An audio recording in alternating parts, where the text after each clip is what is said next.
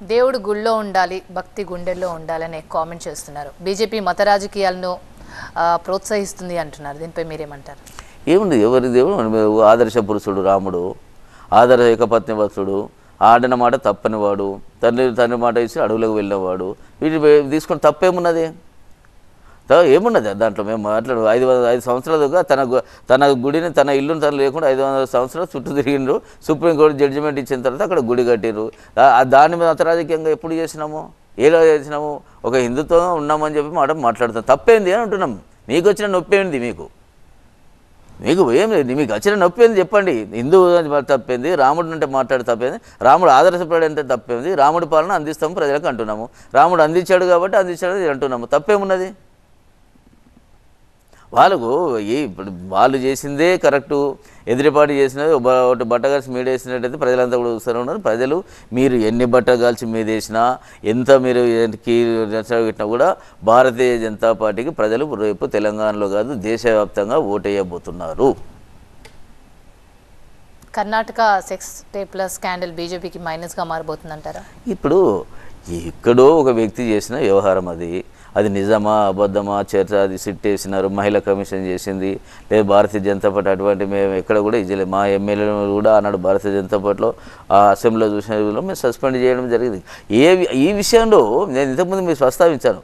ఈ నేర విషయంలో బీజేపీ కార్యకర్తన లేకపోతే ఆయన జేడీఎస్ అంటే మా పార్ట్నర్ ఒక అతను వాళ్ళతో ఎన్నో చేసినాడు కాబట్టి దాంతో స్కాండల్ జరిగింది కాబట్టి ఇదంతా భారతీయ జనతా పార్టీ మొత్తం మీద ఏమవుతుంది? భారతీయ జనతా పార్టీ నరేంద్ర మోడీ గారు, మా జేపీ నడ్డా గారు, అమిత్ షా గారు నడుపుతున్న పార్టీ.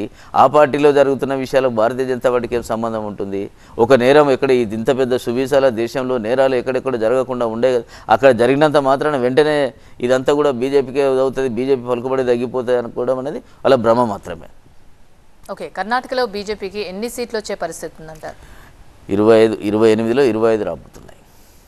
25 సీట్లు గెలుస్తున్నాం. ప్రజలందరూ కూడా బాధపడుతున్నారు. మేము కర్ణాటకలో భారతీయ జనతా పార్టీ అసెంబ్లీలో ఓడించి మేము తప్పు చేశాము. వాళ్ళు ఇచ్చిన 5 గ్యారంటీలు అక్కడ అమలు కావడం లేదు. 5కు సంబంధించిన 200 యూనిట్లు అమలు కావడం లేదు. అక్కడ ఏదైతే ఫ్రీ ఇస్తామని చెప్పి చేయలేదు. అదేవిధంగా నెలవారీగా వాళ్ళకు పాకెట్లో డబ్బులు పడతాయి, మీ అకౌంట్లో పడతాయని చెప్పారు, అది అమలు కావడం లేదు. ఈ బియ్యం ఉచితంగా ఇస్తామని చెప్పి ఏది కూడా 5 ఒక బస్సు ఉచితం తప్ప మిగతా ఎవి కూడా అమలు కావలేదు. కానీ ప్రజలంతా కూడా వ్యతిరేకిస్తాం. మేము పొరపాటు చేసాము అసెంబ్లీలో ఓటు వేయకుండా. తప్పకుండా భారతీయ జనతా పార్టీ కర్ణాటకలో ఎంపీ తప్పకుండా గెలిపించాలని ఆలోచన. నేను ఒకటి తక్కువ చెప్పాను, మా వల్ల ఎక్స్పెక్టేషన్ 26, 25కి అయితే తప్పకుండా అక్కడ గెలుస్తుంది భారతీయ జనతా పార్టీ. తెలంగాణలో ప్రజలకి ఏమని హామీ ఇస్తున్నారు మీరు? ఇప్పుడు మేము మేనిఫెస్టో కూడా చేసిన సుపరిపాలన అందిస్తాము, జవాబుదారీ పాలన అందిస్తాము. ఇక్కడికి సంబంధించిన అనేక విషయాలు, ఈ అభివృద్ధి విషయంలో జిల్లాలో కూడా కమిటీలు ఒకటి మేనిఫెస్టో పెట్టిన ఒక అంశాన్ని మీకు చెప్పిస్తాను.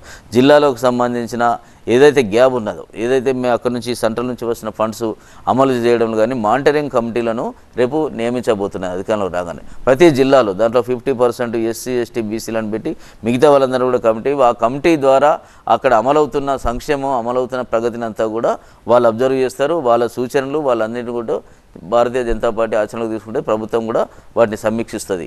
అది ప్రజలకు ఇచ్చే హామీ.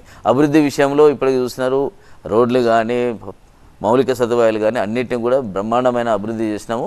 ఇంకా కోరుకున్న విషయంలో రేపు 2047 కల్లా ఈ దేశం 100 సంవత్సరాల స్వాతంత్రం వచ్చే 100 ఏళ్ళు పూర్తి చేసుకున్న ధర్మిలా ఈ దేశాన్ని వికసిత అంటే మనదంతా కూడా ఒకప్పుడు మన దేశం అండర్ డెవలప్మెంట్ కంట్రీ అను, లేకపోతే పూర్తిగా ఆసియన్ కంట్రీలో పేద దేశం మనం, ఇటువంటి పేర్లు మనకు ఉండేది. మనం కూడా చిన్నప్పుడు చదువుకున్నప్పుడు అది కూడా development countries, under development countries, వీళ్ళ అలీన దేశాలను ఇట్లా పూల్స్ తయారు చేసి ఆయా దేశాలను అందులో మనది కూడా అండర్ డెవలప్మెంట్ కంట్రీ అన్నది. నరేంద్ర మోడీ గారు ఒక ఆలోచన చేస్తున్నాడు, 2047 కల్లా ఇది అభివృద్ధి చెందిన దేశాల సరసన నిలబడాలి, డెవలప్మెంట్ కంట్రీగా దీనికి పేరు రావాలి.